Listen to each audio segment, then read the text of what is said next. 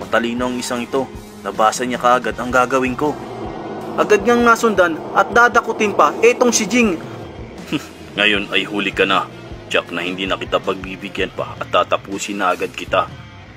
Yan naman ang nasabi ni Don Prix pagkatapos niyang nahuli etong si Jing.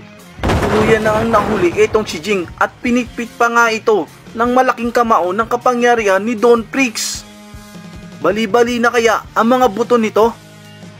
At sandali lang, hindi pa nga ito nagpapatalo etong ating bida na si Jing. Nagawan niya pa rin ang paraan pagkakataong yun. Oo, matibay ka.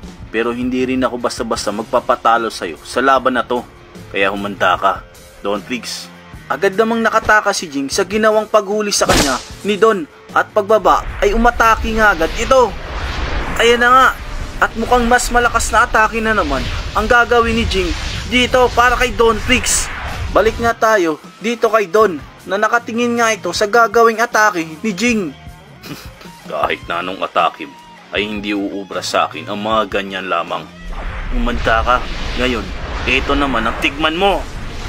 Ngayon, anong klaseng atake na naman kaya ang gawin ni Jing? Tatalab ba ito kay Don Prix? Alam kong hindi tatalab yan, pero sa ngayon, kailangan ko munang basahin ulit at pag-aralan ng mga bawat kilos niya kung paano siya makipaglaban. Nang sa gayon, makapag-isip ako ng bagong atake. Tinabig nga lang ni Don Prix ang mga atake neto ni Jing at nailagad niya agad nang walang kahirap-hirap. Masyado ka pang mabagal mag-isip at makipaglaban. At sa bilis naman ni Don Prix ay hindi nga namalayan ni Jing na nasa likuran niya na pala ito. Kaya naman gulat na gulat siya dito. Isang matinding sipa naman ang ginawa ni Don Prix dito kay Jing at talagang bumaksak ito ng mabilis. Baksak na nga na naman sa kabatuhan etong si Jing dahil nga napakalakas ng pag-atake ni Don. Ang ginawang atake kanina ni Jing ay tumama nga dito sa katawan na abilidad ni Don Prix. Sa di inaasahan ay bigla namang gumanti agad ng atake etong si Don Prix sa kadahilanang baksak na naman ngayon etong si Jing.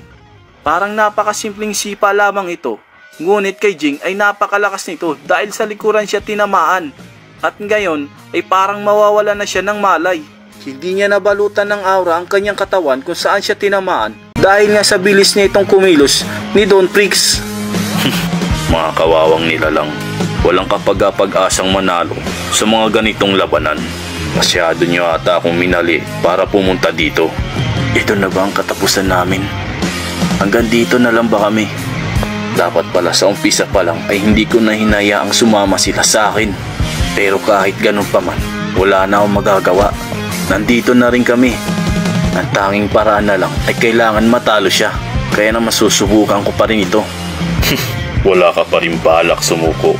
Kung sa bagay, sumuko man kayo o hindi, ganun pa rin ang paroroonan nyo. Tatapusin ko pa rin kayo. At ano na naman kaya ang itong bagong nilabas na atake netong si Don Prix? Eto na nga, gumawa nga si Don Prix ng isang dambuhalang pulidong bakal.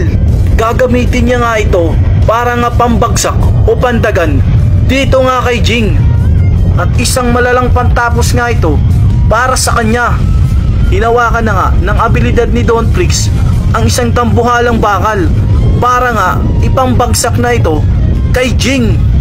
Sobrang laki nga nito at sobrang bigat para lang ipangbagsak sa isang tao tulad ni Jing.